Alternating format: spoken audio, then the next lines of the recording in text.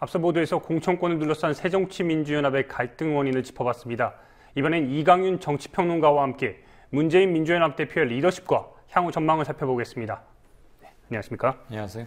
네, 새정치민주연합의 내용 사태가 만만치 않습니다.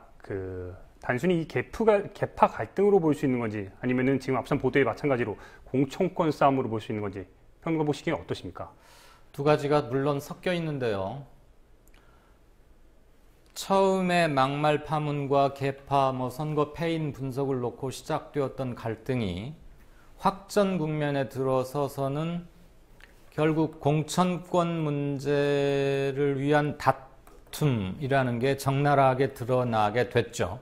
특히 김한길 전 대표의 발언이라거나 오늘 오전에 있었던 이른바 원로라고 해야 할까요? 굉장히 옛날 분들, 고문단 회동에서 나온 얘기 보면 뭔가 당 운영에 아직도 주도권 내지는 영향권을 발휘하고 싶고, 지금 11개월 후로 다가온 총선이 아주 중요한 정치적 이벤트이자 그냥 4년 만에 한 번씩 있게 되는 총선 이상의 의미를 갖게 되어버렸어요.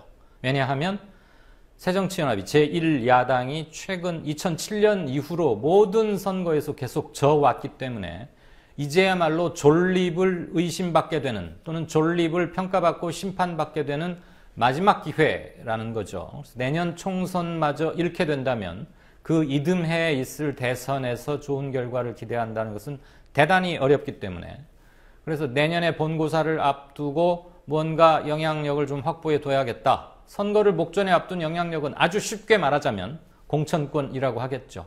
그리고 기본적으로 이번 다툼의 한 원인이 됐던 정청래 최고위원의 막말, 공갈 이런 것들, 아름다운 언사는 결코 아니었습니다만 왜 그 말을 할 수밖에 없는지도 따져는 보아야 할 것이고, 어쨌거나 품위 없는 언사는 맞는데, 문제는 정청래 의원이 이른바 친문, 또는 저는 그 용어에는 그렇게 동의하진 않습니다만 친문은 아니었죠. 그렇기 때문에 계파 갈등으로 몰고 가는 것에 동의하기 힘듭니다. 그렇다면 지금 이런 갈등 국면에 대해서 문재인 대표 리더십, 이게 과연 문제가 없는 것인지, 실제로 4.29 재보선 패배 이후에 자신을 향한 비판에 대해서 제대로 대응을 못했다, 이런 지금 평도 있는데, 예, 이 부분에 대해서는 어떻게 생각하십니까? 제대로 대응을 하는 게 뭔지 한번 생각해 볼 필요가 있겠네요. 패인을 놓고 같이 논쟁을 벌여야 하나? 아니면 글쎄요. 당대표란 자리는, 또는 모든 조직의 리더나 수장은 다 그렇습니다만 결과로서 말하는 것이고, 정치인에게 가장 중요한 행위는 투표, 선거입니다. 일단 선거에서 지면 그동안 해왔던 모든 일이 다 안 좋게 해석되기 마련이에요. 만약에 이겼다면 조금 엉뚱한 일도 결단력 있는 모험, 전략적 선택의 승리, 다 그렇게 미화되기 마련입니다. 그래서 일정 부분 사후적 성격을 불가피하게 갔는데, 문재인 대표가 이런 점은 있었어요. 이게 공천 잘못이냐 야권 분열이냐, 이거는 내년에 있을 총선을 위해서도 굉장히 중요한 대목인데, 야권 분열로 승리를 새누리당에 헌납한 곳은 사실 서울 관악을 한 곳밖에 없습니다. 그렇다고 보면 공천에서 문제가 있어서 상대 후보, 새누리당 후보건 또는 무소속으로 튀어나간 천정배 후보건에 비해서 제1야당의 후보들이 뭔가 약했던 건 사실이에요. 그 점에 대해서, 그 공천을 문재인 대표가 혼자 주도한 건 아니지만 권리당원들의 투표로 정했고 현지의 여론을 무엇보다도 높이 사서 한 것이긴 하지만, 그래서 그 자체의 민주성은 확실히 확보하고 있지만, 선거에서 진다는 건 그런 겁니다. 지고 나면 그 방식이 옳았느냐라는 질문을 받을 수밖에 없어요. 그러니까 이건 문재인 개인의 옳고 그름을 떠나서 당 대표로서 받아들여야 하는 숙명적인 비판인 것이고, 그런 거에 대해서는 떳떳하게 내 책임이다. 그런데 이번이 최후의 본고사는 아니지 않느냐. 이번에 드러난 우리의 문제점을 명확히 가려서 대비하겠다. 그런 자세가 좀 더 적극적이고 선제적인 사과랄까? 자신의 입장을 밝히면서 계속 한번 몰리기 시작하면, 한번 백스텝을 밟기 시작하면 계속 물러나도 담은 자꾸 뒤에 가서 또 쳐지는 겁니다. 그러니까 그런 점이 하나 있었고, 4.29 재보선 직후에 광주를 방문했어요. 문 대표가 한 2-3시간 짧게 갔다 왔는데, 물론 대표로서 믿었던 그리고 굉장히 중요했던 광주 지역 유권자들에 대해서 뭔가 인사도 하고 사고 그럴 필요는 있었는데 광주 공항에 내리자마자 한 20여 명이 나와서 각성하라는 투에 반대 의사를 표하는 플랜카드를 들고 있었어요.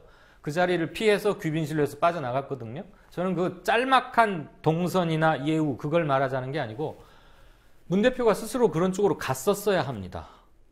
그래서 충정을 충분히 알겠다. 죄송하다. 열망에 부응하지 못했다. 오죽하면 여기에 한 번도 있어 본 적이 없는 제1야당 대표가 광주에 와서 이런 대접을 받아본 거 없지 않습니까? 먼저 가서 손을 내밀고 사과하고 그랬어야 되는데 피해간다는 것 자체 물론 그게 본질적인 건 아니지만 문재인 대표 괜히 뒷말이 따라 나오는 것이죠. 그런 작은 차이가 나중에 큰 것을 낳을 수 있고요. 그 다음에 당내 분란이 본격화된 이후에는 선을 명확히 그을 필요가 있었습니다. 지금 이제 오늘에서 발표하려다 말았던 기득권 정치와 타협하지 않겠다, 물러서지 않겠다 이런 것들 그것은 며칠 전에 표명할 필요가 있었다.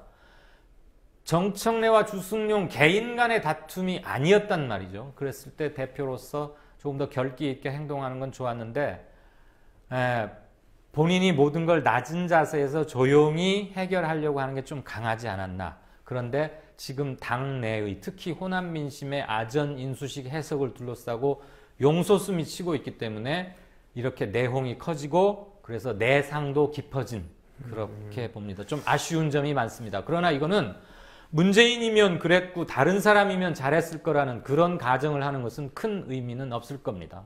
그렇기 때문에 그 조경태 의원을 비롯해서 뭐 김한길 전 대표도 그렇고 네. 이 공격이 너무 거세다 이런 지금 비판도 있는데 그 부분에 대해서는 좀 어떻게 보십니까?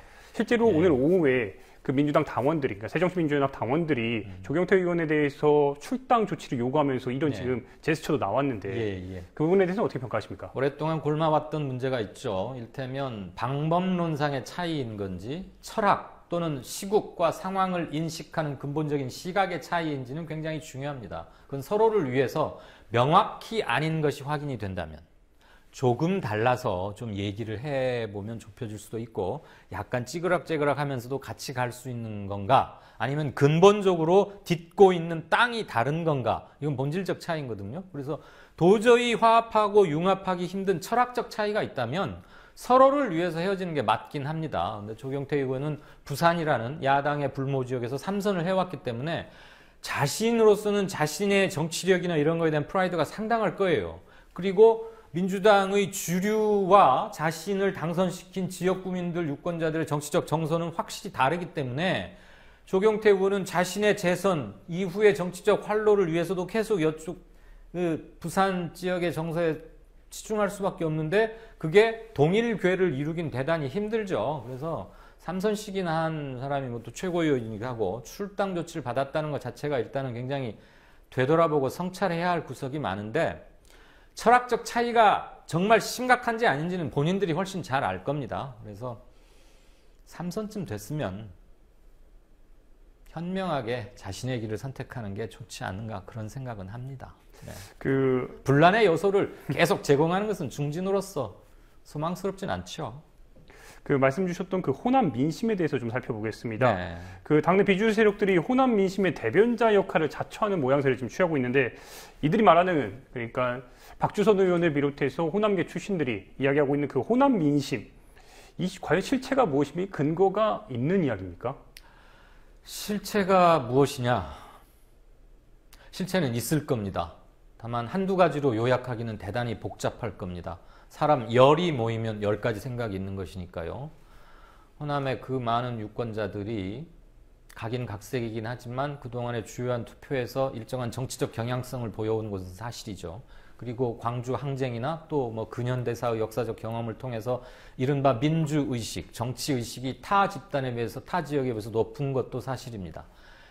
이번에 천정배 의원 당선과 함께 더 주목해야 할 것은 광주 서구을에서 제1야당, 즉 옛날의 민주당이 30%도 채 얻지 못했다는 겁니다. 이것은 이정현 대표한테 진 그 성적표보다도 더 나쁜 스코어입니다.